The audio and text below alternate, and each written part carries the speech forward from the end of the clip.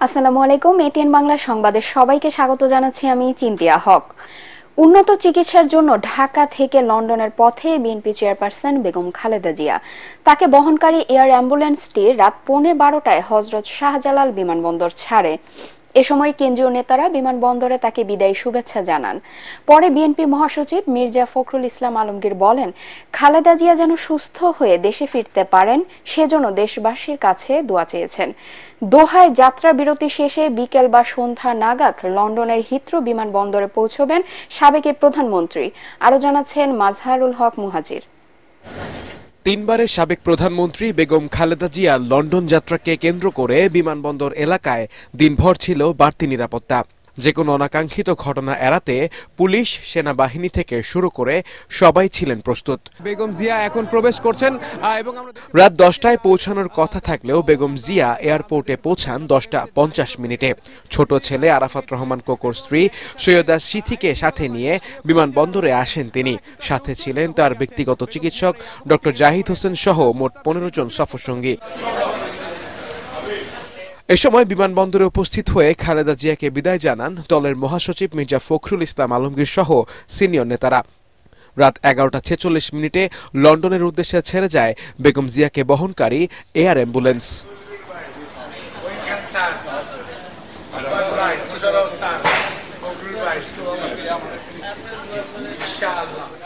যাওয়ার সময় তিনি আবারও বলেছেন যে আপনি সকলকে বলবেন গণমাধ্যমের মাধ্যমে দেশবাসীকে যে তারা যেন আমার জন্য দোয়া করেন।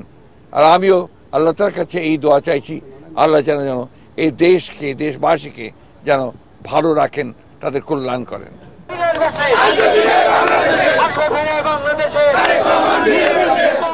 এর আগে বেগম জিয়াকে বরণ করে নিতে বিমানবন্দর সড়কের দুই পাশে অবস্থান নেয় বিএনপির নেতাকর্মীরা। দীর্ঘ 7 বছর পর জিয়া পরিবারের এই মিলন মেলাকে কেন্দ্র করে সবার চোখে মুখেই ছিল অন্যরকম উচ্ছ্বাস। খুনি হাসিনা পালিয়ে যাওয়ার পর আজকে বাংলাদেশের মানুষের দোয়া এবং দেশবাসীর কাছে দোয়া চেয়ে আমরা চাই যে আমাদের নেত্রী আমাদের মাঝে আসবে, সুস্থ হয়ে ও বিদেশ থেকে সুচিকিৎসা নিয়ে এখানে বাংলাদেশে আসতে পারে, জনগণের পাশে দাঁড়াতে পারে। তার অধীর আগ্রহে থাকবে সে যেন উন্নত চিকিৎসার মাধ্যমে উপরওয়ালা যেন তাকে সহি সালামতের দেশে আবার ফেরত পারে। 18 কোটি মানুষের আল্লাহ রাব্বুল আলামিনের কাছে চাওয়া ছিল, আজকে ম্যাডাম যাচ্ছেন। যদিও চিকিৎসা, প্রিয় সন্তান, নাতি নাতনিদের সাথে সময় কাটিয়ে বিএনপি চেয়ারপারসন কবে দেশে ফিরবেন তা এখনও জানা যায়নি। সকলের প্রত্যাশা দ্রুতই দেশবাসীর কাছে আবারও ফিরে আসবেন তিনি, নেতৃত্ব দেবেন বরাবরের মতোই আপোষহীন হয়ে। Mazharul Haque Muhajir, ATN Bangla, Dhaka. Zia orphanage trust দুর্নীতি মামলায় 10 বছরের সাজার বিরুদ্ধে বিএনপি চেয়ারপারসন বেগম খালেদা জিয়ার আপিলের দ্বিতীয় দিনের শুনানি চলছে। ব্যারিস্টার রুহুল কুদ্দুস কাজল খালেদা জিয়ার পক্ষে শুনানি করছেন। সকাল 9:30টায় প্রধান বিচারপতি সৈয়দ রেফাত আহমেদের নেতৃত্বাধীন আপিল বিভাগে এই বিষয়ে শুনানি চলছে।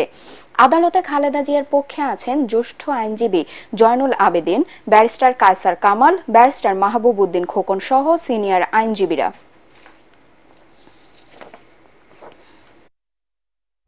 দেশজুড়ে আবারও হাড় কাঁপানো শীত। এরই মধ্যে সকাল থেকে ঘন কুয়াশা ও মেঘে ঢাকা পড়েছে রাজধানী সহ বিভিন্ন এলাকা।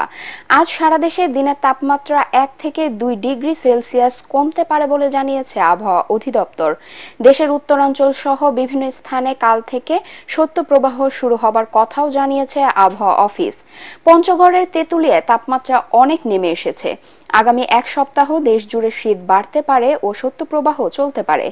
এর আগে বিভিন্ন স্থানে হতে পারে হালকা বৃষ্টি। এতে দেশের দক্ষিণ পূর্বাঞ্চল এবং ঢাকা ও পার্শ্ববর্তী জেলাগুলোতে তীব্র শীত অনুভূত হতে পারে বলে জানিয়েছে আবহাওয়া অফিস।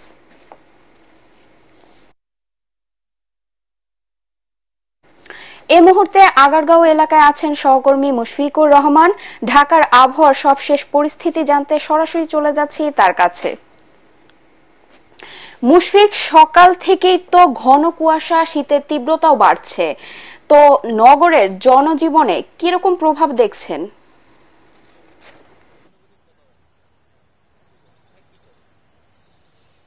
চিন্তিয়া, ঢাকার যে শীতের পরিস্থিতি সেটা কিন্তু ক্রমে আরো নাজুক হচ্ছে। সকালে যেই পরিমাণে বাতাস বইছিল, মৃদু বাতাস, সেটা কিন্তু এখন বেশ থেকে থেকে ভালোই বাতাস বইছে এবং শীতের যে অনুভূতিটা সেটা কিন্তু আরো বেশি অনুভূত হচ্ছে। শীত মোটামুটি বলাই যায় বেশ জেকে বসেছে শীত।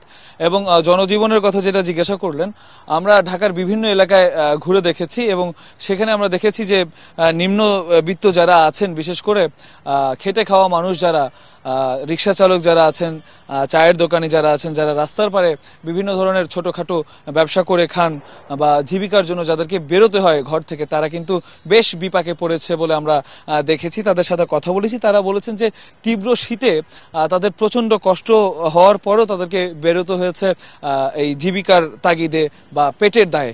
তারা কিন্তু তাদের দুর্ভোগের কথা বলেছেন। এছাড়া আমরা অফিসগামী এবং শিক্ষার্থীদের সাথেও কথা বলেছি, তারা আমাদেরকে যেটা জানিয়েছেন যে শীতের কারণে বেশ দুর্ভোগে পড়েছে। এই মুহূর্তে আমি আগারগাঁয়ের আবহাওয়া অধিদপ্তরে আছি, আমরা কথা বলেছি আবহাওয়াবিদদের সাথে। তারা আমাদেরকে যেটা জানিয়েছেন যে আজকে কিন্তু সর্বনিম্ন তাপমাত্রা রেকর্ড করা হয়েছে যশোরে 12.8 ডিগ্রি সেলসিয়াস এবং ঢাকার আজকে সর্বনিম্ন তাপমাত্রা রেকর্ড করা হয়েছে 16.3 ডিগ্রি সেলসিয়াস।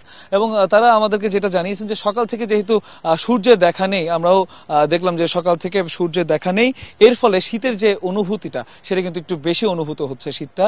এবং সেইটা এই দিন গড়ানোর সাথে সাথে, বেলা বাড়ার সাথে সাথে কিন্তু আরো বেশি শীত জেকে বসার সম্ভাবনা একটা রয়েছে। কারণ আমরা সকালে যে পরিমাণে শীত অনুভূত হচ্ছিল আমাদের, এখন কিন্তু আমরা আকাশটা আরো একটু বেশি মেঘাচ্ছন্ন দেখছি এবং সূর্যের দেখা এখনো পর্যন্ত নেই।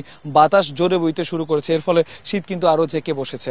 আবহাওয়া অধিদপ্তর থেকে আমাদেরকে আরো জানানো হয়েছে যে 9 জানুয়ারি থেকে যে শৈত্যপ্রবাহটা শুরু হবার কথা ছিল সেটারই একটা পূর্বাভাস তারা করেছিলেন আগে এবং সেটারই কিন্তু একটা এফেক্ট কিন্তু পড়েছে আবহাওয়ার মধ্যে। এবং তারা আমাদেরকে জানিয়েছেন যে উত্তরাঞ্চলে শৈত্যপ্রবাহ শুরু হওয়ার আগে বৃষ্টি হওয়ার কথা ছিল, সেই বৃষ্টিটা না হওয়ার কারণে কুয়াশার পরিমাণটা কিন্তু বেড়েছে এবং আগামী 2-3 দিন এমনই শীত থাকবে বলে তারা আমাদেরকে জানিয়েছেন।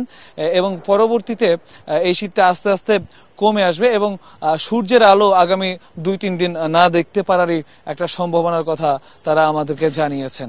চিন্তিয়া, এখনো পর্যন্ত এই ছিল আমার কাছে সর্বশেষ। মুশফিক, আপনাকে ধন্যবাদ।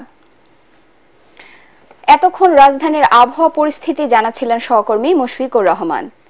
আন্তর্জাতিক, যুক্তরাষ্ট্রের ক্যালিফোর্নিয়া ও লস অ্যাঞ্জেলেসে আবারও ভয়াবহ দাবানলে পড়ছে শত শত একর এলাকা।